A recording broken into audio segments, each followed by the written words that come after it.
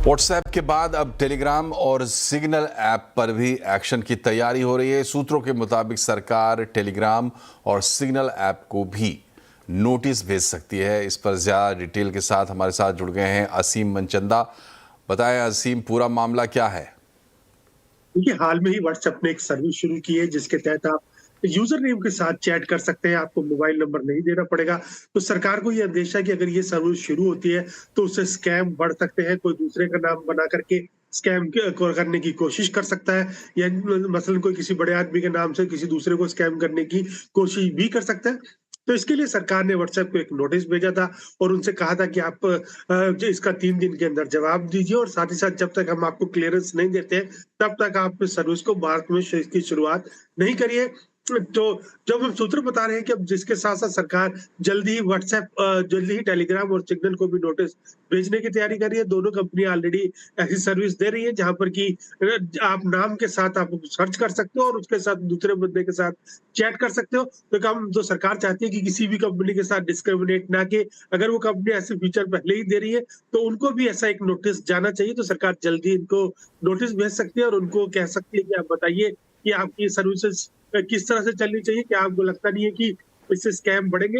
ये बता दूं कि जब दिल्ली हाई कोर्ट में हियरिंग हुई थी तो सरकार ने साफ कहा था कि व्हाट्सएप जो टेलीग्राम है उसमें जिस तरह से नाम के जरिए चैटिंग की जाती है उससे सुरक्षा एजेंसियों को ढूंढने में आदमी को ढूंढने में काफी परेशानी का सामना करना पड़ता है। तो अब एक ग्राउंड बना रही है सरकार जिससे दोनों कंपनियों को जल्दी ही नोटिस भेजा जाएगा और उनसे पूछा जाएगा कि क्या आप इसे सर्विसेज दे रहे हैं।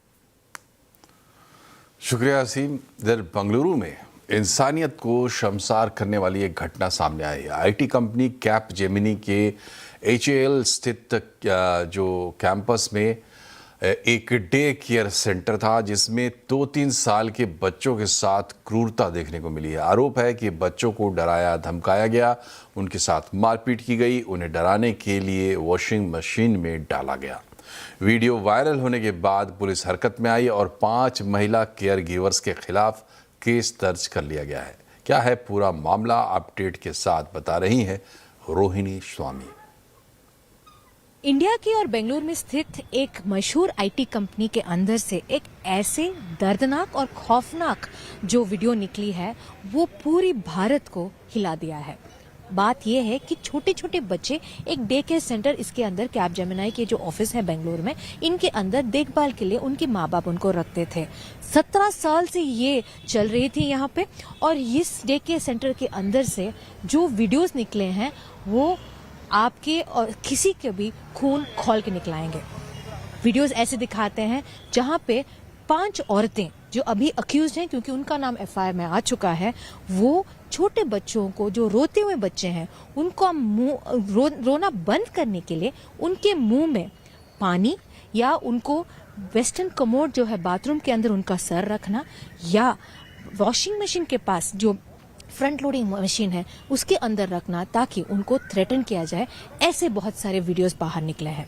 अहम बात यह है कि जहां पे हम खड़े हैं कैपजेमिनी, यहाँ पे बहुत सारे ऐसे आईटी कंपनियां हैं इस कैपजेमिनी के अलावा जिसके अंदर डे केयर सेंटर्स हैं। पर ये जो वीडियो है, ये जो निकली है, एक आदमी जो है एनोनिमस कॉल चाइल्ड लाइन 1098 पे उन्होंने कॉल किया और उन्होंने ये कहा था कि ये जो वीडियोस निकले हैं ये पहले सुपरवाइजर जिनका नाम मंजुला है उनके हाथ में दिया गया था। उन्होंने कुछ किया नहीं और उसके बावजूद उन्होंने बहुत सारे उनके जो ऑफिसर्स हैं उनको भी बताया गया था। उसके बाद उन्होंने ये सोशल मीडिया में इसलिए रिलीज किया ताकि लोगों को पता चले कि इस डे केयर सेंटर के अंदर क्या हो रही है। अब कैपजेमिनी का ये कहना है कि वो पूरी तरह से तफ्तीश इन्वेस्टिगेशन के साथ है और उनको पता नहीं था कि क्योंकि ये जो डे केयर सेंटर है आउटसोर्स है या किसी और कंपनी उसको उनकी कंपनी के अंदर चला रहे थे। दूसरी बात यह है, इन्वेस्टिगेशन के तौर पे 5 औरतों का नाम आया था। इन 5 औरतें जो हैं वो आया या जो केयर गिवर कहते हैं वो उनका नाम आ रहा है और उनका कहना है कि वो बहुत सालों से एक कंपनी में या डे केयर सेंटर में काम कर रहे थे। ये छोटे छोटे बच्चे जो आप देख सकते हैं, ये यहाँ के जो एम्प्लॉयज हैं जो यहाँ पे काम करते हैं, उनके जब वो सुबह या यहाँ पे काम करने आते हैं उन छोटे बच्चों को वहाँ छोड़ते हैं। उनकी उम्र अगर बताया जाए 2 या 3 साल से ऊपर नहीं है, पर उनकी चीख, उनकी दर्दनाक चीख जो सुनाई दे रही है उस वीडियो में दिखाई देता है किस दरिंदगी के तरीके से वो पूरी तरह से उनको चुप कराने की कोशिश किया गया है। पुलिस की इन्वेस्टिगेशन कहा जाए तो पुलिस का कहना है कि पहली बात वो वीडियो कब हुई थी, ये कब शूट हुआ था और कब ये पूरी घटना हुई थी उसका उनको देखना है। दूसरी बात ये है, उनका कहना है कि जो 5 औरतें हैं उनके साथ पूछताछ किया जाएगा और उनके जो मैनेजर्स हैं उनको भी उनसे भी पूछताछ की जाएगी। और अहम बात की कैपजेमिनी जो भी हैं उनकी कंपनी के साथ भी उनका पूरी जो तफ्तीश में इन्वेस्टिगेशन है उनके साथ किया जाएगा। विजय कार्तिक के साथ रोहिणी स्वामी, बेंगलुरु, CNBC आवाज के लिए। आपका पीएफ आपकी मर्जी। ईपीएफओ ने नए नियम जारी किए हैं। इनके मुताबिक अगर आप पीएफ में जितना चाहे उतना पैसा कटवा सकते हैं, मतलब डाल सकते हैं, और जब चाहे अपनी ज़रूरत के हिसाब से जितना पैसा चाहे आप निकाल भी सकते हैं। क्या है पीएफ के नए नियम, डिटेल में बता रही हैं दीपाली नंदा। जी हाँ, आपका प्रोविडेंट फंड आपकी मर्जी। नए एम्प्लॉयज प्रोविडेंट फंड स्कीम 2026 के तहत प्रोविडेंट फंड में आपके कंट्रीब्यूशन और विड्रॉल के नियमों को पहले से ज्यादा आसान और स्पष्ट बनाया गया है। वीडियो वॉल के जरिए अब मैं आपको बताऊंगी क्या कुछ बदलाव किए गए हैं। कंट्रीब्यूशन की बात करें तो अभी जो नियम है उसके मुताबिक अगर आपकी बेसिक सैलरी 15,000 रुपए तक है तो उस पर 12% प्रोविडेंट फंड काटा जाता है। ये मैंडेटरी है। और साथ ही साथ अब आपको ये सुविधा मिलने वाली है कि अगर आपकी सैलरी 15,000 से ज्यादा है तो आप चाहें तो प्रोविडेंट फंड में अपना कंट्रीब्यूशन बढ़ा सकते हैं।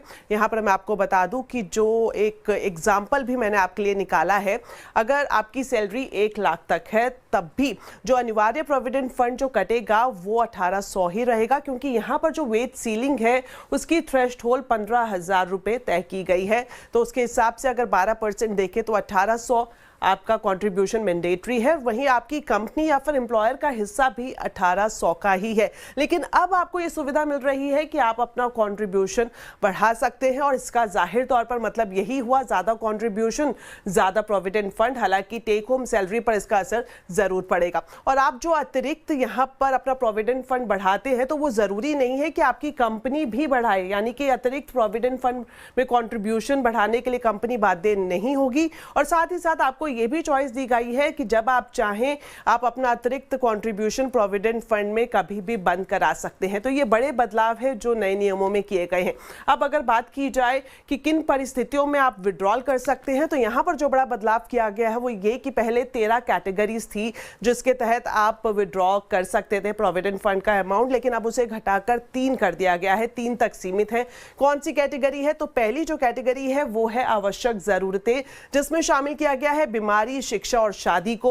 दूसरी कैटेगरी की बात करें तो वो है घर खरीदने के लिए अगर आपको जरूरत पड़ती है पैसे की तो आप अपना प्रोविडेंट फंड का पैसा इस्तेमाल कर सकते हैं। और तीसरी परिस्थिति जो है वो है विशेष परिस्थितियां, अगर आप किसी क्रूशियल सर्कमस्टांसेस में रहते हैं, अगर आपको जरूरत पड़ जाती है किसी गंभीर बीमारी के इलाज के लिए तो वहां पर भी आप अपना विड्रॉल कर सकते हैं। कितना निकाल सकते हैं तो ये बड़ा बदलाव मैं आपको बता दूं कि 75% तक आप एडवांस निकाल सकते हैं, लेकिन उसमें 25% रकम आपके प्रोविडेंट फंड में बनी रहेगी ताकि भविष्य में अगर आपको पैसे की जरूरत पड़ती है तो आप यहां से उसका इंतजाम कर सके। तो ये बड़े बदलाव किए गए हैं कंट्रीब्यूशन और विड्रॉल को लेकर। और विड्रॉल को लेकर एक बड़ा बदलाव जल्द ही शुरू होने वाला है, वो ये कि आप यूपीआई के जरिए भी अपना प्रोविडेंट फंड आसानी से निकाल पाएंगे।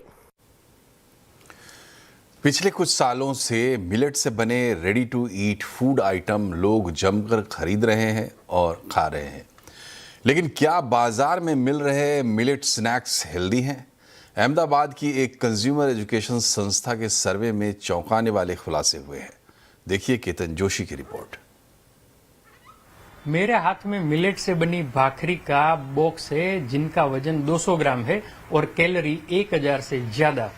अगर आपका मकसद ऐसी भाखरी खाकर शुगर को कंट्रोल करना या तो वजन कम करना है तो ये आपके मकसद पर पानी फेर देगा। हेल्दी फूड के तौर पर मिलेट प्रोडक्ट्स की तगड़ी मांग है क्योंकि मिलेट में हाई फाइबर और प्रोटीन होता है। मिलेट से बने बिस्किट, खाखरा, पास्ता, पिज्जा जैसी 50 चीजें बाजार में बिक रही हैं।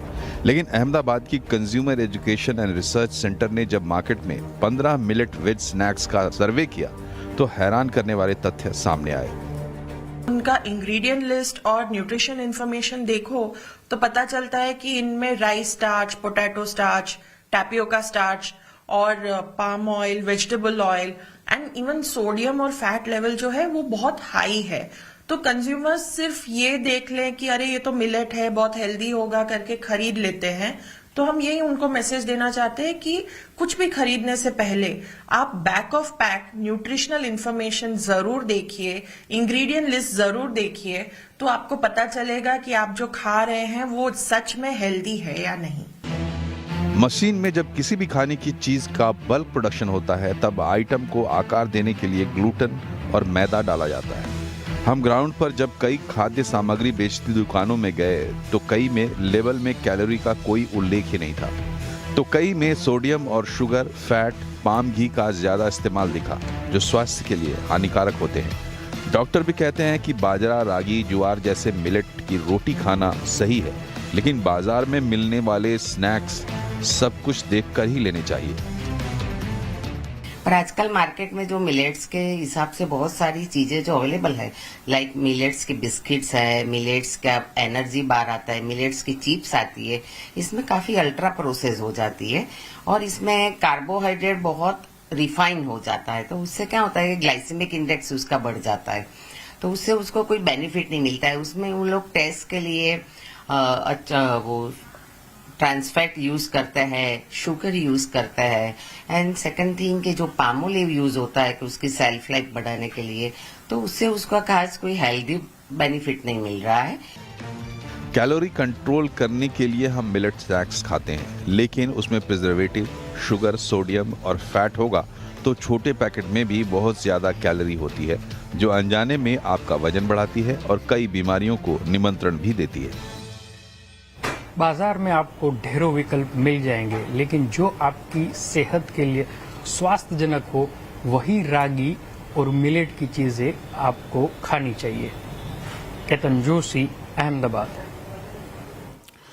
तो आखिरकार राजधानी दिल्ली को गर्मी से राहत मिली। मॉनसून ने दिल्ली में 5 दिन की देरी से एंट्री कर ली है। दिल्ली में आज सुबह से ही तेज बारिश हो रही है। तेज बारिश ने जहां लोगों को गर्मी से राहत दी है, वहीं कई इलाकों में जलभराव और ट्रैफिक जाम ने मुश्किलें भी खड़ी की हैं। मौसम विभाग ने आने वाले घंटों में भी तेज बारिश और तेज हवाओं का अनुमान दिया है। मुंबई में साकी नाका इलाके में एक चौंकाने वाली घटना सामने आई है। यहां भारी बारिश के बीच एक आदमी की खुले मैनहोल में गिरने से मौत हो गई। भारी बारिश और सड़कों पर पानी भरने के कारण खुला मैनहोल पूरी तरह से दिखाई नहीं दिया और व्यक्ति सीधे उसमें गिर गया। उस व्यक्ति का नाम असलम शेख बताया गया है। मुंबई की मेयर रितु तावड़े का कहना है कि बीएमसी कमिश्नर ने इस मामले में जांच बिठा दी है। वहीं इस मामले में 4 लोगों को सस्पेंड भी कर दिया गया है। पीड़ित परिवार के लिए 10 लाख रुपए का मुआवजा देने का ऐलान किया गया है।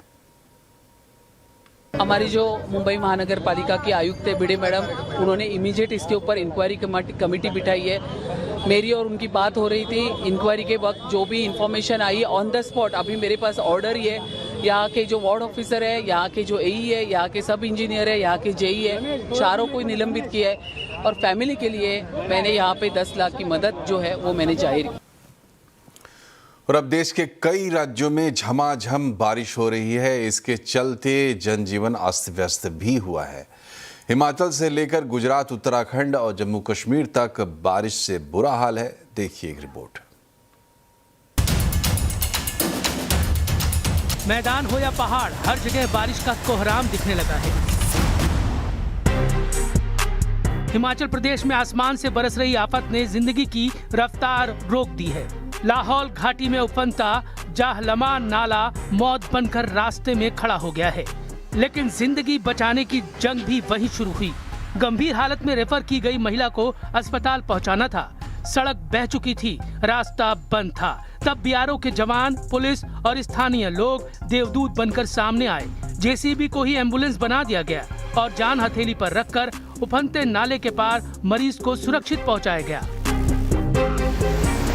उत्तराखंड के रुद्रप्रयाग में अलकनंदा नदी रौद्र रूप में बह रही है। लगातार बारिश के बाद नदी के पानी का लेवल बढ़ गया है। हालात ऐसे हैं कि अलकनंदा का पानी शिव जी की मूर्ति के सीने तक पहुंच गया है। बढ़ते जलस्तर को देखते हुए प्रशासन पूरी तरह से अलर्ट पर है और नदी के किनारे रहने वाले लोगों से सतर्क रहने की अपील की जा रही है। जम्मू कश्मीर के डोडा में भारी बारिश के बाद अचानक बाढ़ आ गई। नदी नालों में पानी का तेज बहाव शुरू हो गया। कई जगह सड़क पर मलबा आ गया, जिसके चलते सड़क पर ट्रैफिक बंद हो गया। जम्मू कश्मीर के अनंतनाग में बारिश ने अचानक तबाही का रूप ले लिया। लगातार बरसात के बाद गुरुद्रमन गांव में फ्लैश फ्लड आ गई। देखते ही देखते तेज बहाव ने सड़कों को उखाड़ दिया और घरों और दुकानों को भी अपनी चपेट में ले लिया। बाढ़ के इस अचानक हमले से पूरे इलाके में अफरा तफरी मच गई। लोग जान बचाने के लिए सुरक्षित जगहों पर भागते नजर आए। गुजरात के जूनागढ़ में बारिश ने एक और खौफनाक मंजर दिखाया। जोशीपुरा अंडरब्रिज देखते ही देखते पानी से लबालब भर गया। तभी एक कार पानी में फंस गई और उसके अंदर मौजूद चालक की जान पर बनाई। सूचना मिलते ही फायर ब्रिगेड की टीम मौके पर पहुंची। वक्त रहते रेस्क्यू ऑपरेशन चलाया गया। पानी में डूबी कार को बाहर निकाला गया और चालक को सुरक्षित बचा लिया गया। गुजरात के अमरेली में भी बारिश आफत बनकर बरस रही है। कई गांवों में पानी भर गया है। रायडी नदी रौद्र रूप में बह रही है। नदी का बहाव इतना तेज था कि 35 बकरियां देखते ही देखते पानी में बह गई। उन्हें बचाने के लिए ग्रामीण भी जान जोखिम में डालकर नदी में उतर गए और बेजुबानों को सुरक्षित बचा लिया। गुजरात के भावनगर में बारिश ने रौद्र रूप धारण कर लिया है।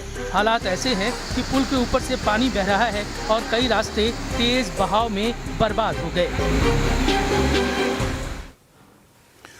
और अब बात करते हैं बाजार की। सेंसेक्स वीकली एक्सपायरी के दिन बाजार में शानदार तेजी देखने को मिली। आज के बाजार में चौतरफा खरीदारी रही। सेंसेक्स और निफ्टी अच्छी बढ़त के साथ बंद हुए हैं। मिड कैप और स्मॉल कैप शेयरों में भी जोरदार खरीदारी देखने को मिली। कैसा रहा आज बाजार का हाल, बता रहे हैं रक्षा रावत। सेंसेक्स की वीकली एक्सपायरी का दिन था और काफ़ी शानदार रही आज बाजार की चाल। और अगर बाजार की बात करें तो यहाँ पर लगातार दूसरे दिन हरे निशान में क्लोजिंग हुई है। बैंक निफ्टी को छोड़कर बैंक निफ्टी में यहाँ पर फ्लैट कारोबार आज के सत्र में देखने को मिला। इसके अलावा निफ्टी की बात करेंगे तो यहाँ पर करीब करीब 170 अंकों की बढ़त के साथ यहाँ पर क्लोजिंग हुई है। आज मिड कैप और स्मॉल कैप ने भी बाजार का अच्छा साथ दिया। अगर आज सेक्टोरियल पिक्चर को देखिए, काफ़ी अच्छी पिक्चर है यहाँ पर। कल के मुताबिक निफ्टी आईटी आज का हीरो रहा, वहां से काफी अच्छे गेन्स दिखाई दिए। दरअसल यूएस की एक एआई कंपनी है जिसने जो एंट्रोपिक और ओपन एआई है उसकी आलोचना की है, उसके मॉडल की आलोचना की है, जहां से आईटी पैक को सपोर्ट मिला और यहां पर अच्छे गेन्स के साथ 5% की तेजी के साथ बंद हुआ है। इसके अलावा रियलिटी, ऑटो, डिफेंस, एफएमसीजी और मेटल पैक थे जिन्होंने बाजार को सपोर्ट किया। अगर आज के लूजिंग काउंटर की बात करें तो यहाँ पर PSU bank, capital good, capital market और एनर्जी शेयर थे जिन्होंने मार्केट को सपोर्ट नहीं किया। अगर आज के गेनर्स की पिक्चर को देखें तो यहाँ पर क्लियरली आईटी पैक देखने को मिला और सारे ही काउंटर आईटी के यहाँ पर निफ्टी 50 के गेनर में शामिल हुए। निफ्टी 50 लूजर्स की बात करें तो यहाँ पर मैक्स हेल्थ केयर, एलएनटी और टाटा मोटर, नेशनल जैसे काउंटर थे जिन्होंने निफ्टी का साथ नहीं दिया। इसके अलावा ऑटो पैक आज फोकस में रहा। ईवी से जुड़ी जो थीम थी वहां पर अच्छे गेन्स देखने को मिले। तो ये था आज के बाजार का हाल। और आवाज समाचार में वक्त है एक छोटे से ब्रेक का, लेकिन खबरें अभी और भी है। तुरंत हाजिर होते हैं, बने रहिए हमारे साथ।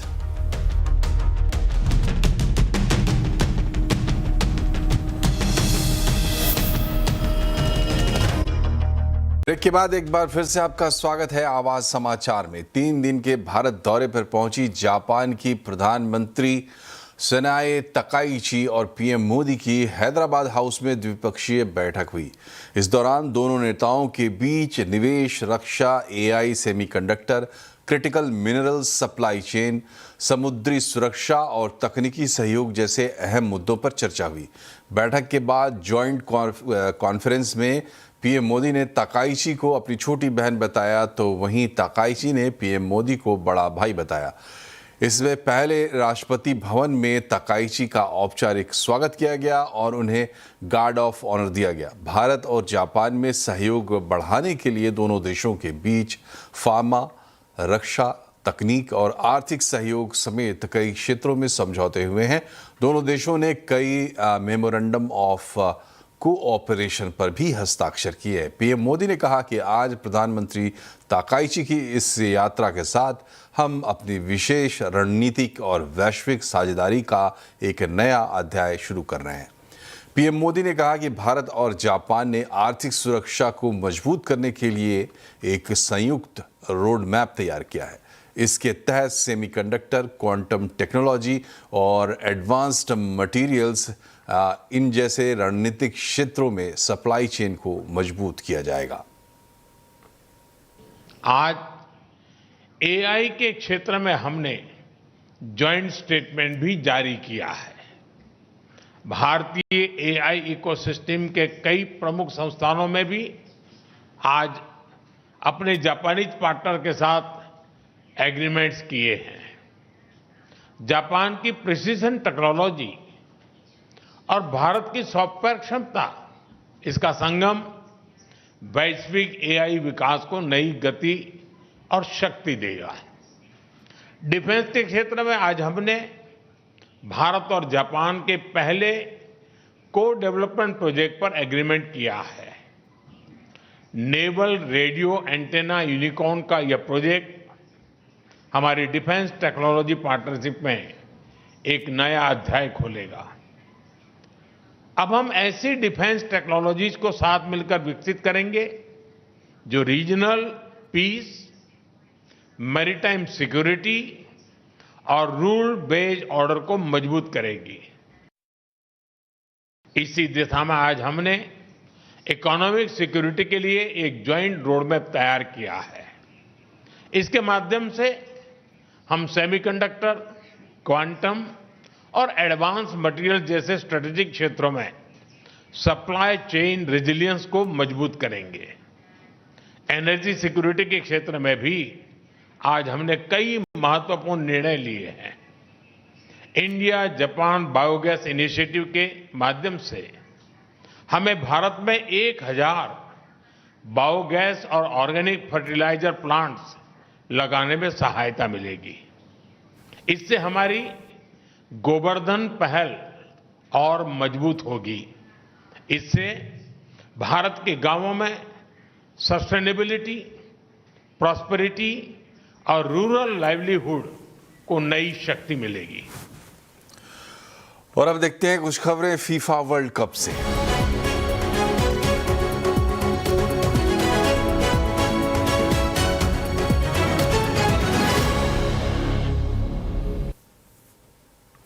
फीफा वर्ल्ड कप में राउंड ऑफ 32 के मुकाबले जारी हैं। बेल्जियम ने सेनेगल को 3-2 से हराया। बेल्जियम की जीत ऐतिहासिक रही। बेल्जियम के रोमेलू लुकाकू ने 86वें मिनट में पहला गोल किया। फिर यूरी टिलेमंस ने 89वें मिनट में बराबरी दिलाई। उन्होंने एक्स्ट्रा टाइम में 125वें मिनट में विवादित पेनल्टी पर विनिंग गोल किया। और रिपोर्ट के अनुसार ये वर्ल्ड कप इतिहास का सबसे देर से हुआ निर्णायक गोल है। दूसरे मैच में अमेरिका ने बोस्निया हर्जेगोविना को 2-0 से हराया और इंग्लैंड ने कांगो को 2-1 से मात दी। आज फीफा वर्ल्ड कप में क्रिस्टियानो रोनाल्डो की पुर्तगाल और क्रोएशिया के बीच मुकाबला होगा। दोनों टीमें वर्ल्ड कप के इतिहास में पहली बार एक दूसरे के सामने होंगी। ये मैच सुबह 4:30 बजे खेला जाएगा। इससे पहले स्पेन और ऑस्ट्रिया के बीच मुकाबला रात 12:30 बजे से शुरू होगा। सुबह 8:30 बजे स्विट्जरलैंड और अल्जीरिया आपस में भिड़ेंगे। भारत और पाकिस्तान के 117 जानी मानी हस्तियों ने प्रधानमंत्री मोदी और शहबाज शरीफ को पत्र लिखकर रिश्ते बहाल करने की अपील की है। क्या भारत पाकिस्तान के बीच बातचीत का रास्ता खुलने की कोई संभावना है? आज आवाज अड्डा में इसी पर होगी चर्चा। बंद करो आतंकवाद, तभी होगी बात, शाम 7:57 पर।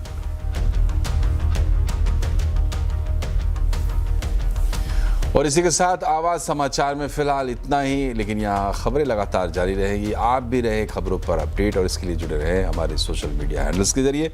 नमस्कार।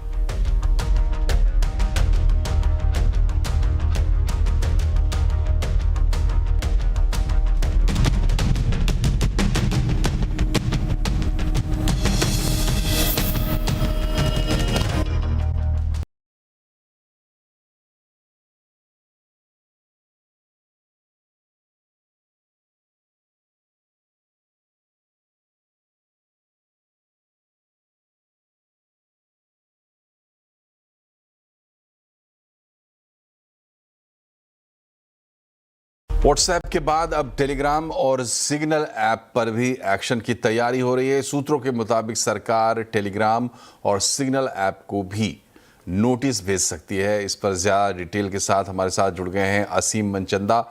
बताएं असीम, पूरा मामला क्या है? देखिए, हाल में ही व्हाट्सएप ने एक सर्विस शुरू की है जिसके तहत आप यूजर नेम के साथ चैट कर सकते हैं, आपको मोबाइल नंबर नहीं देना पड़ेगा।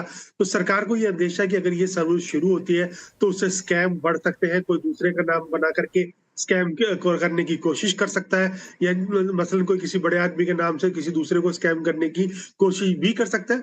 तो इसके लिए सरकार ने व्हाट्सएप को एक नोटिस भेजा था और उनसे कहा था कि आप इसका 3 दिन के अंदर जवाब दीजिए, और साथ ही साथ जब तक हम आपको क्लियरेंस नहीं देते तब तक आप इस सर्विस को भारत में इसकी शुरुआत नहीं करिए। तो जब हम सूत्र बता रहे हैं कि अब जिसके साथ साथ सरकार जल्दी ही व्हाट्सएप, जल्दी ही टेलीग्राम और सिग्नल को भी नोटिस भेजने की तैयारी कर रही है। दोनों कंपनियां ऑलरेडी ऐसी सर्विस दे रही है जहां पर कि आप नाम के साथ आप सर्च कर सकते हो और उसके साथ दूसरे बंदे के साथ चैट कर सकते हो। तो सरकार चाहती है कि किसी भी कंपनी के साथ डिस्क्रिमिनेट ना के, अगर वो कंपनी ऐसे फीचर पहले ही दे रही है तो उनको भी ऐसा एक नोटिस जाना चाहिए। तो सरकार जल्दी इनको नोटिस भेज सकती है और उनको कह सकती है कि आप बताइए कि आपकी सर्विसेज किस तरह से चलनी चाहिए। क्या आपको लगता नहीं है कि इससे स्कैम बढ़ेंगे? यही बता दूं कि जब दिल्ली हाईकोर्ट में हियरिंग हुई थी तो सरकार ने साफ कहा था कि व्हाट्सएप जो टेलीग्राम है उसमें जिस तरह से नाम के जरिए चैटिंग की जाती है उससे सुरक्षा एजेंसियों को आदमी को ढूंढने में काफी परेशानी का सामना करना पड़ता है। तो अब एक ग्राउंड बना रही है सरकार जिससे दोनों कंपनियों को जल्दी ही नोटिस भेजा जाएगा और उनसे पूछा जाएगा कि क्या आप इसे सर्विसेज दे रहे हैं। शुक्रिया असीम। इधर बेंगलुरु में इंसानियत को शर्मसार करने वाली एक घटना सामने आई है। आईटी कंपनी कैप जेमिनी के HAL स्थित जो कैंपस में एक डे केयर सेंटर था जिसमें 2-3 साल के बच्चों के साथ क्रूरता देखने को मिली है। आरोप है कि बच्चों को डराया धमकाया गया, उनके साथ मारपीट की गई, उन्हें डराने के लिए वॉशिंग मशीन में डाला गया। वीडियो वायरल होने के बाद पुलिस हरकत में आई और 5 महिला केयर गिवर्स के खिलाफ केस दर्ज कर लिया गया है। क्या है पूरा मामला, अपडेट के साथ बता रही हैं रोहिणी स्वामी। इंडिया की और बेंगलुरु में स्थित एक मशहूर आईटी कंपनी के अंदर से एक ऐसे दर्दनाक और खौफनाक जो वीडियो निकली है वो पूरी भारत को हिला दिया है। बात यह है कि छोटे छोटे बच्चे एक डे केयर सेंटर, इसके अंदर कैप जेमिनी के जो ऑफिस है बेंगलुरु में, इनके अंदर देखभाल के लिए उनके माँ बाप उनको रखते थे। 17 साल से ये चल रही थी यहाँ पे, और इस डे केयर सेंटर के अंदर से जो वीडियोस निकले हैं वो आपके और किसी के भी खून खौल के निकलाएंगे। वीडियोस ऐसे दिखाते हैं जहाँ पे 5 औरतें जो अभी अक्यूज हैं, क्योंकि उनका नाम FIR में आ चुका है, वो छोटे बच्चों को, जो रोते हुए बच्चे हैं, उनको रोना बंद करने के लिए उनके मुंह में पानी या उनको वेस्टर्न कमोड जो है बाथरूम के अंदर उनका सर रखना, या वॉशिंग मशीन के पास जो फ्रंट लोडिंग मशीन है उसके अंदर रखना ताकि उनको थ्रेटन किया जाए। ऐसे बहुत सारे वीडियोस बाहर निकले हैं। अहम बात यह है कि जहां पे हम खड़े हैं कैप जेमिनी, यहाँ पे बहुत सारे ऐसे आईटी कंपनियां हैं इस कैप जेमिनी के अलावा जिसके अंदर डे केयर सेंटर्स हैं। पर ये जो वीडियो है, ये जो निकली है, एक आदमी जो है एनोनिमस कॉल चाइल्ड लाइन 1098 पे उन्होंने कॉल किया और उन्होंने ये कहा था कि ये जो वीडियोस निकले हैं ये पहले सुपरवाइजर जिनका नाम मंजुला है उनके हाथ में दिया गया था। उन्होंने कुछ किया नहीं और उसके बावजूद उन्होंने बहुत सारे उनकी जो ऑफिसर्स हैं उनको भी बताया गया था। उसके बाद उन्होंने ये सोशल मीडिया में इसलिए रिलीज किया ताकि लोगों को पता चले कि इस डे केयर सेंटर के अंदर क्या हो रही है। अब कैप जेमिनी का ये कहना है कि वो पूरी तरह से तफ्तीश इन्वेस्टिगेशन के साथ है और उनको पता नहीं था कि क्योंकि ये जो डे केयर सेंटर है आउटसोर्स है या किसी और कंपनी उसको उनकी कंपनी के अंदर चला रहे थे। दूसरी बात यह है, इन्वेस्टिगेशन के तौर पे 5 औरतों का नाम आया था। इन 5 औरतें जो हैं वो आया या जो केयर गिवर कहते हैं वो उनका नाम आ रहा है और उनका कहना है कि वो बहुत सालों से एक कंपनी में या डे केयर सेंटर में काम कर रहे थे। ये छोटे छोटे बच्चे जो आप देख सकते हैं, ये यहाँ के जो एम्प्लॉयज हैं जो यहाँ पे काम करते हैं, उनके जब वो सुबह या यहाँ पे काम करने आते हैं उन छोटे बच्चों को वहाँ छोड़ते हैं। उनकी उम्र अगर बताया जाए 2 या 3 साल से ऊपर नहीं है, पर उनकी चीख, उनकी दर्दनाक चीख जो सुनाई दे रही है उस वीडियो में दिखाई देता है किस दरिंदगी के तरीके से वो पूरी तरह से उनको चुप कराने की कोशिश किया गया है। पुलिस की इन्वेस्टिगेशन कहा जाए तो पुलिस का कहना है कि पहली बात वो वीडियो कब हुई थी, ये कब शूट हुआ था और कब ये पूरी घटना हुई थी उसका उनको देखना है। दूसरी बात ये है, उनका कहना है कि जो 5 औरतें हैं उनके साथ पूछताछ किया जाएगा और उनके जो मैनेजर्स हैं उनको भी उनसे भी पूछताछ की जाएगी। और अहम बात की कैपजेमिनी जो भी हैं उनकी कंपनी के साथ भी उनका पूरी जो तफ्तीश में इन्वेस्टिगेशन है उनके साथ किया जाएगा। विजय कार्तिक के साथ रोहिणी स्वामी, बेंगलुरु, CNBC आवाज के लिए। आपका पीएफ आपकी मर्जी। EPFO ने नए नियम जारी किए हैं। इनके मुताबिक अगर आप पीएफ में जितना चाहे उतना पैसा कटवा सकते हैं, मतलब डाल सकते हैं, और जब चाहे अपनी ज़रूरत के हिसाब से जितना पैसा चाहे आप निकाल भी सकते हैं। क्या है पीएफ के नए नियम, डिटेल में बता रही हैं दीपाली नंदा।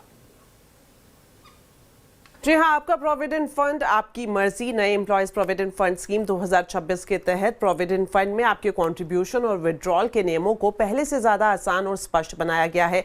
वीडियो वॉल के जरिए अब मैं आपको बताऊंगी क्या कुछ बदलाव किए गए हैं। कंट्रीब्यूशन की बात करें तो अभी जो नियम है उसके मुताबिक अगर आपकी बेसिक सैलरी 15,000 रुपए तक है तो उस पर 12% प्रोविडेंट फंड काटा जाता है। ये मैंडेटरी है। और साथ ही साथ अब आपको ये सुविधा मिलने वाली है कि अगर आपकी सैलरी 15,000 से ज्यादा है तो आप चाहें तो प्रोविडेंट फंड में अपना कंट्रीब्यूशन बढ़ा सकते हैं। यहाँ पर मैं आपको बता दूं कि जो एक एग्जाम्पल भी मैंने आपके लिए निकाला है, अगर आपकी सैलरी 1 लाख तक है तब भी जो अनिवार्य प्रोविडेंट फंड जो कटेगा वो 1800 ही रहेगा, क्योंकि यहाँ पर जो वेज सीलिंग है उसकी थ्रेशोल्ड 15,000 रुपए तय की गई है। तो उसके हिसाब से अगर 12% देखें तो 1800 आपका कंट्रीब्यूशन मैंडेटरी है। वहीं आपकी कंपनी या फिर एम्प्लॉयर का हिस्सा भी 1800 का ही है। लेकिन अब आपको ये सुविधा मिल रही है कि आप अपना कंट्रीब्यूशन बढ़ा सकते हैं और इसका जाहिर तौर पर मतलब यही हुआ, ज्यादा कंट्रीब्यूशन ज्यादा प्रोविडेंट फंड। हालांकि टेक होम सैलरी पर इसका असर जरूर पड़ेगा।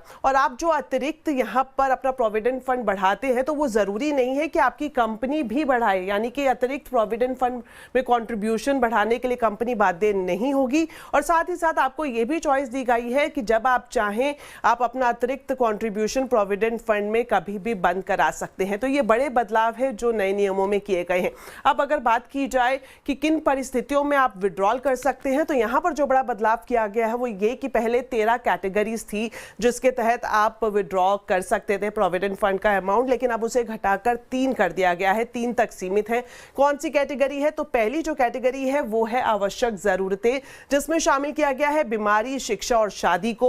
दूसरी कैटेगरी की बात करें तो वो है घर खरीदने के लिए अगर आपको जरूरत पड़ती है पैसे की तो आप अपना प्रोविडेंट फंड का पैसा इस्तेमाल कर सकते हैं। और तीसरी परिस्थिति जो है वो है विशेष परिस्थितियां, अगर आप किसी क्रूशियल सर्कमस्टांसेस में रहते हैं, अगर आपको जरूरत पड़ जाती है किसी गंभीर बीमारी के इलाज के लिए तो वहां पर भी आप अपना विड्रॉल कर सकते हैं। कितना निकाल सकते हैं तो ये बड़ा बदलाव मैं आपको बता दूं कि 75% तक आप एडवांस निकाल सकते हैं, लेकिन उसमें 25% रकम आपके प्रोविडेंट फंड में बनी रहेगी ताकि भविष्य में अगर आपको पैसे की जरूरत पड़ती है तो आप यहां से उसका इंतजाम कर सके। तो ये बड़े बदलाव किए गए हैं कंट्रीब्यूशन और विड्रॉल को लेकर। और विड्रॉल को लेकर एक बड़ा बदलाव जल्द ही शुरू होने वाला है, वो ये कि आप यूपीआई के जरिए भी अपना प्रोविडेंट फंड आसानी से निकाल पाएंगे। पिछले कुछ सालों से मिलेट से बने ready to eat food item लोग जमकर खरीद रहे हैं और खा रहे हैं, लेकिन क्या बाजार में मिल रहे मिलेट स्नैक्स हेल्दी हैं? अहमदाबाद की एक कंज्यूमर एजुकेशन संस्था के सर्वे में चौंकाने वाले खुलासे हुए हैं। देखिए केतन जोशी की रिपोर्ट। मेरे हाथ में मिलेट से बनी भाखरी का बॉक्स है जिनका वजन 200 ग्राम है और कैलोरी 1000 से ज्यादा। अगर आपका मकसद ऐसी भाखरी खाकर शुगर को कंट्रोल करना या तो वजन कम करना है तो ये आपके मकसद पर पानी फेर देगा। हेल्दी फूड के तौर पर मिलेट प्रोडक्ट्स की तगड़ी मांग है क्योंकि मिलेट में हाई फाइबर और प्रोटीन होता है। मिलेट से बने बिस्किट, खाखरा, पास्ता, पिज्जा जैसी 50 चीजें बाजार में बिक रही हैं। लेकिन अहमदाबाद की consumer education and research centre ने जब मार्केट में 15 मिलेट वेज स्नैक्स का सर्वे किया तो हैरान करने वाले तथ्य सामने आए। उनका इंग्रेडिएंट लिस्ट और न्यूट्रिशन इंफॉर्मेशन देखो तो पता चलता है कि इनमें rice starch, potato starch, tapioca starch और palm oil, vegetable oil and even sodium और फैट लेवल जो है वो बहुत हाई है। तो कंज्यूमर्स सिर्फ ये देख लें कि अरे ये तो मिलेट है, बहुत हेल्दी होगा करके खरीद लेते हैं। तो हम यही उनको मैसेज देना चाहते हैं कि कुछ भी खरीदने से पहले आप back of pack nutritional information जरूर देखिए, इंग्रेडिएंट लिस्ट जरूर देखिए, तो आपको पता चलेगा कि आप जो खा रहे हैं वो सच में हेल्दी है या नहीं। मशीन में जब किसी भी खाने की चीज का बल्क प्रोडक्शन होता है तब आइटम को आकार देने के लिए ग्लूटेन और मैदा डाला जाता है। हम ग्राउंड पर जब कई खाद्य सामग्री बेचती दुकानों में गए तो कई में लेबल में कैलोरी का कोई उल्लेख ही नहीं था, तो कई में सोडियम और शुगर, फैट, पाम घी का ज्यादा इस्तेमाल दिखा जो स्वास्थ्य के लिए हानिकारक होते हैं। डॉक्टर भी कहते हैं कि बाजरा, रागी, ज्वार जैसे मिलेट की रोटी खाना सही है, लेकिन बाजार में मिलने वाले स्नैक्स सब कुछ देखकर ही लेने चाहिए।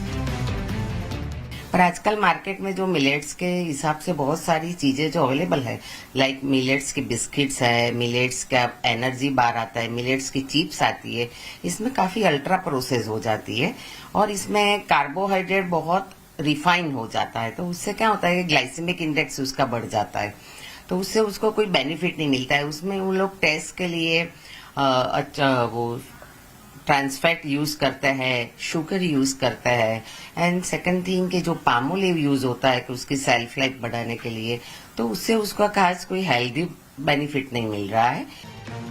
कैलोरी कंट्रोल करने के लिए हम मिलेट स्नैक्स खाते हैं, लेकिन उसमें प्रिजर्वेटिव, शुगर, सोडियम और फैट होगा तो छोटे पैकेट में भी बहुत ज्यादा कैलोरी होती है जो अनजाने में आपका वजन बढ़ाती है और कई बीमारियों को निमंत्रण भी देती है।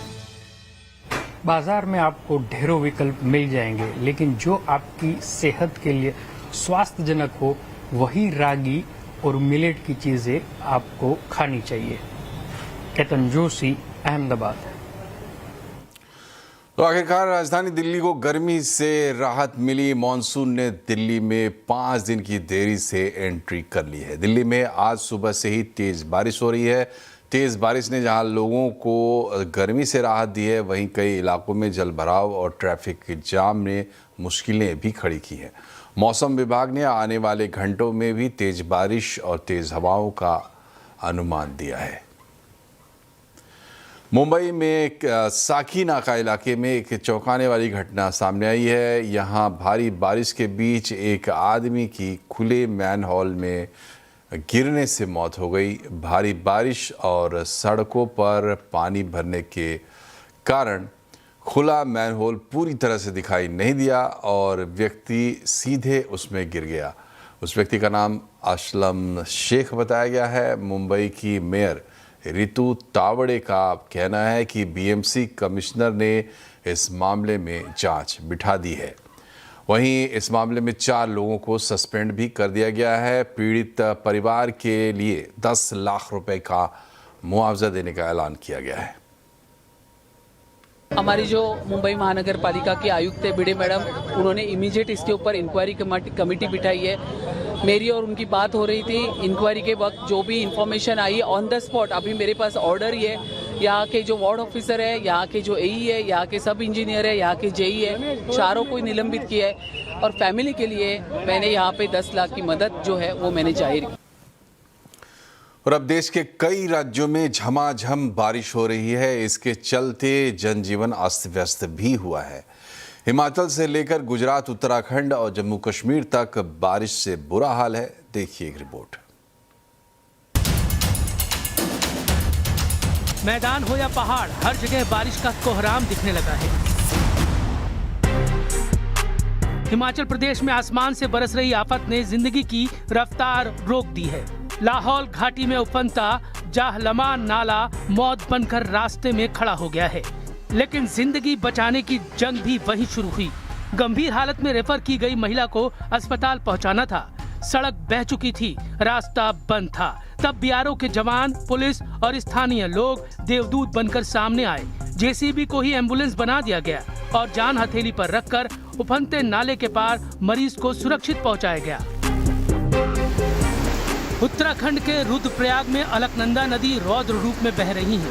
लगातार बारिश के बाद नदी के पानी का लेवल बढ़ गया है। हालात ऐसे हैं कि अलकनंदा का पानी शिव जी की मूर्ति के सीने तक पहुंच गया है। बढ़ते जलस्तर को देखते हुए प्रशासन पूरी तरह से अलर्ट पर है और नदी के किनारे रहने वाले लोगों से सतर्क रहने की अपील की जा रही है। जम्मू कश्मीर के डोडा में भारी बारिश के बाद अचानक बाढ़ आ गई। नदी नालों में पानी का तेज बहाव शुरू हो गया। कई जगह सड़क पर मलबा आ गया, जिसके चलते सड़क पर ट्रैफिक बंद हो गया। जम्मू कश्मीर के अनंतनाग में बारिश ने अचानक तबाही का रूप ले लिया। लगातार बरसात के बाद गुरुद्रमन गांव में फ्लैश फ्लड आ गई। देखते ही देखते तेज बहाव ने सड़कों को उखाड़ दिया और घरों और दुकानों को भी अपनी चपेट में ले लिया। बाढ़ के इस अचानक हमले से पूरे इलाके में अफरा तफरी मच गई। लोग जान बचाने के लिए सुरक्षित जगहों पर भागते नजर आए। गुजरात के जूनागढ़ में बारिश ने एक और खौफनाक मंजर दिखाया। जोशीपुरा अंडरब्रिज देखते ही देखते पानी से लबालब भर गया। तभी एक कार पानी में फंस गई और उसके अंदर मौजूद चालक की जान पर बनाई। सूचना मिलते ही फायर ब्रिगेड की टीम मौके पर पहुंची। वक्त रहते रेस्क्यू ऑपरेशन चलाया गया। पानी में डूबी कार को बाहर निकाला गया और चालक को सुरक्षित बचा लिया गया। गुजरात के अमरेली में भी बारिश आफत बनकर बरस रही है। कई गांवों में पानी भर गया है। रायडी नदी रौद्र रूप में बह रही है। नदी का बहाव इतना तेज था कि 35 बकरियां देखते ही देखते पानी में बह गई। उन्हें बचाने के लिए ग्रामीण भी जान जोखिम में डालकर नदी में उतर गए और बेजुबानों को सुरक्षित बचा लिया। गुजरात के भावनगर में बारिश ने रौद्र रूप धारण कर लिया है। हालात ऐसे हैं कि पुल के ऊपर से पानी बह रहा है और कई रास्ते तेज बहाव में बर्बाद हो गए। और अब बात करते हैं बाजार की। सेंसेक्स वीकली एक्सपायरी के दिन बाजार में शानदार तेजी देखने को मिली। आज के बाजार में चौतरफा खरीदारी रही। सेंसेक्स और निफ्टी अच्छी बढ़त के साथ बंद हुए हैं। मिड कैप और स्मॉल कैप शेयरों में भी जोरदार खरीदारी देखने को मिली। कैसा रहा आज बाजार का हाल, बता रहे हैं रक्षा रावत। सेंसेक्स की वीकली एक्सपायरी का दिन था और काफ़ी शानदार रही आज बाजार की चाल। और अगर बाजार की बात करें तो यहाँ पर लगातार दूसरे दिन हरे निशान में क्लोजिंग हुई है। बैंक निफ्टी को छोड़कर बैंक निफ्टी में यहाँ पर फ्लैट कारोबार आज के सत्र में देखने को मिला। इसके अलावा निफ्टी की बात करेंगे तो यहाँ पर करीब करीब 170 अंकों की बढ़त के साथ यहाँ पर क्लोजिंग हुई है। आज मिड कैप और स्मॉल कैप ने भी बाजार का अच्छा साथ दिया। अगर आज सेक्टोरियल पिक्चर को देखिए, काफ़ी अच्छी पिक्चर है यहाँ पर। कल के मुताबिक निफ्टी आईटी आज का हीरो रहा, वहां से काफी अच्छे गेन्स दिखाई दिए। दरअसल यूएस की एक एआई कंपनी है जिसने जो एंट्रोपिक और ओपन एआई है उसकी आलोचना की है, उसके मॉडल की आलोचना की है, जहां से आईटी पैक को सपोर्ट मिला और यहाँ पर अच्छे गेन्स के साथ 5% की तेजी के साथ बंद हुआ है। इसके अलावा रियलिटी, ऑटो, डिफेंस, एफएमसीजी और मेटल पैक थे जिन्होंने बाजार को सपोर्ट किया। अगर आज के लूजिंग काउंटर की बात करें तो यहाँ पर PSU bank, capital good, capital market और एनर्जी शेयर थे जिन्होंने मार्केट को सपोर्ट नहीं किया। अगर आज के गेनर्स की पिक्चर को देखें तो यहाँ पर क्लियरली आईटी पैक देखने को मिला और सारे ही काउंटर आईटी के यहाँ पर निफ्टी 50 के गेनर में शामिल हुए। निफ्टी 50 लूजर्स की बात करें तो यहाँ पर मैक्स हेल्थ केयर, एलएनटी और टाटा मोटर, नेशनल जैसे काउंटर थे जिन्होंने निफ्टी का साथ नहीं दिया। इसके अलावा ऑटो पैक आज फोकस में रहा। ईवी से जुड़ी जो थीम थी वहां पर अच्छे गेन्स देखने को मिले। तो ये था आज के बाजार का हाल। और आवाज समाचार में वक्त है एक छोटे से ब्रेक का, लेकिन खबरें अभी और भी है। तुरंत हाजिर होते हैं, बने रहिए हमारे साथ।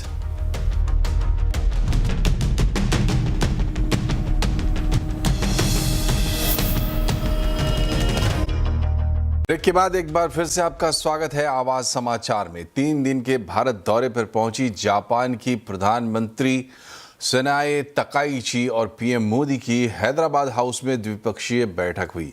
इस दौरान दोनों नेताओं के बीच निवेश, रक्षा, AI, semiconductor, critical minerals supply chain, समुद्री सुरक्षा और तकनीकी सहयोग जैसे अहम मुद्दों पर चर्चा हुई। बैठक के बाद जॉइंट कॉन्फ्रेंस में पीएम मोदी ने तकाइची को अपनी छोटी बहन बताया, तो वहीं तकाइची ने पीएम मोदी को बड़ा भाई बताया। इसमें पहले राष्ट्रपति भवन में तकाइची का औपचारिक स्वागत किया गया और उन्हें गार्ड ऑफ ऑनर दिया गया। भारत और जापान में सहयोग बढ़ाने के लिए दोनों देशों के बीच फार्मा, रक्षा, तकनीक और आर्थिक सहयोग समेत कई क्षेत्रों में समझौते हुए हैं। दोनों देशों ने कई मेमोरेंडम ऑफ कोऑपरेशन पर भी हस्ताक्षर किए। पीएम मोदी ने कहा कि आज प्रधानमंत्री ताकाइची की इस यात्रा के साथ हम अपनी विशेष रणनीतिक और वैश्विक साझेदारी का एक नया अध्याय शुरू कर रहे हैं। पीएम मोदी ने कहा कि भारत और जापान ने आर्थिक सुरक्षा को मजबूत करने के लिए एक संयुक्त रोड मैप तैयार किया है। इसके तहत सेमीकंडक्टर, क्वांटम टेक्नोलॉजी और एडवांस्ड मटेरियल्स इन जैसे रणनीतिक क्षेत्रों में सप्लाई चेन को मजबूत किया जाएगा। आज एआई के क्षेत्र में हमने जॉइंट स्टेटमेंट भी जारी किया है। भारतीय एआई इकोसिस्टम के कई प्रमुख संस्थानों में भी आज अपने जापानीज पार्टनर के साथ एग्रीमेंट्स किए हैं। जापान की प्रिसीजन टेक्नोलॉजी और भारत की सॉफ्टवेयर क्षमता, इसका संगम वैश्विक एआई विकास को नई गति और शक्ति देगा। डिफेंस के क्षेत्र में आज हमने भारत और जापान के पहले को डेवलपमेंट प्रोजेक्ट पर एग्रीमेंट किया है। नेवल रेडियो एंटेना यूनिकॉर्न का यह प्रोजेक्ट हमारी डिफेंस टेक्नोलॉजी पार्टनरशिप में एक नया अध्याय खोलेगा। अब हम ऐसी डिफेंस टेक्नोलॉजीज को साथ मिलकर विकसित करेंगे जो रीजनल पीस, मैरीटाइम सिक्योरिटी और रूल बेस्ड ऑर्डर को मजबूत करेगी। इसी दिशा में आज हमने इकोनॉमिक सिक्योरिटी के लिए एक ज्वाइंट रोडमैप तैयार किया है। इसके माध्यम से हम सेमीकंडक्टर, क्वांटम और एडवांस मटेरियल जैसे स्ट्रेटेजिक क्षेत्रों में सप्लाई चेन रेजिलियंस को मजबूत करेंगे। एनर्जी सिक्योरिटी के क्षेत्र में भी आज हमने कई महत्वपूर्ण निर्णय लिए हैं।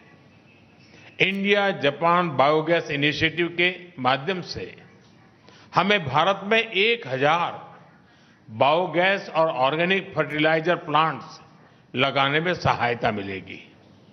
इससे हमारी गोवर्धन पहल और मजबूत होगी। इससे भारत के गांवों में सस्टेनेबिलिटी, प्रॉस्पेरिटी और रूरल लाइवलीहुड को नई शक्ति मिलेगी। और अब देखते हैं कुछ खबरें फीफा वर्ल्ड कप से।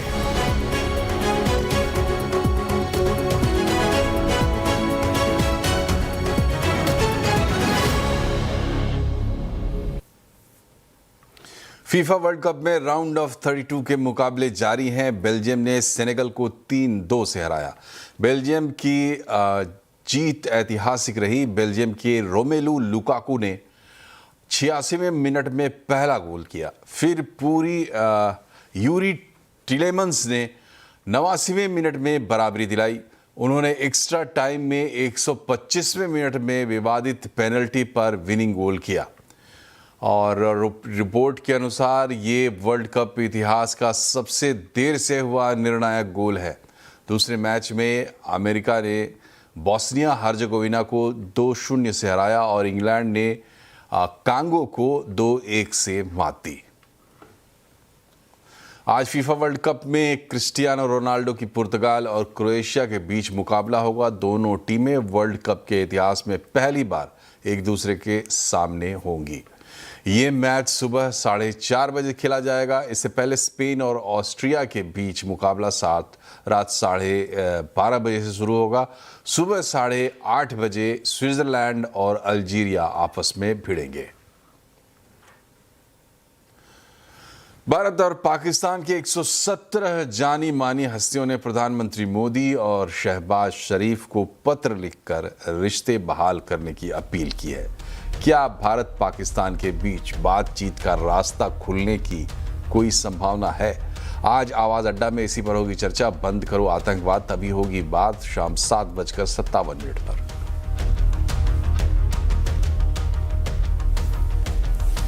और इसी के साथ आवाज समाचार में फिलहाल इतना ही, लेकिन यहाँ खबरें लगातार जारी रहेंगी। आप भी रहे खबरों पर अपडेट और इसके लिए जुड़े रहे हमारे सोशल मीडिया हैंडल्स के जरिए। नमस्कार।